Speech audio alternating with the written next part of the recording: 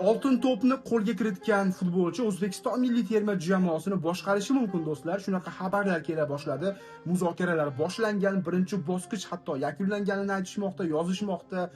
Ufadagilar, rasmiylar o'sha Italiyaga borib u bilan gaplashishgan.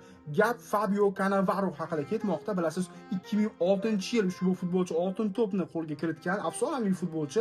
Yaqindagina shu futbol afsonalari bilan birgalikda Toshkentga kelgan, o'sha futzal bo'yicha o'yinni ko'rish uchun.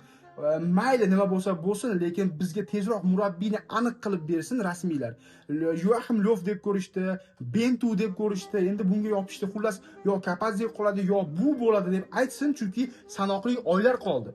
Ba'zi milliy jamoalar jiddiy tayyorgarlikni boshlab yuborgan, jiddiy o'yinlar o'tkazishmoqda. Lekin bizda hali murabbiy aniq emas. Juda ko'p futbolchilarimiz o'sha jarohat tufayli tashqarida yuribdi, futboldan tashqarida yuribdi. Ba'zi futbolchilar hatto jamoasiz qolib ketgan. Do'stlar, hali bizning tarkibimiz aniq bo'lmadi, murabbiyimiz aniq bo'lmadi, lekin biz jahon chempionatiga chiqdik. Balki tajriba shu joyda o'z so'zini aytar. Mana tajribasizligimiz shu yerdan o'sha bilinyapti-da do'stlar.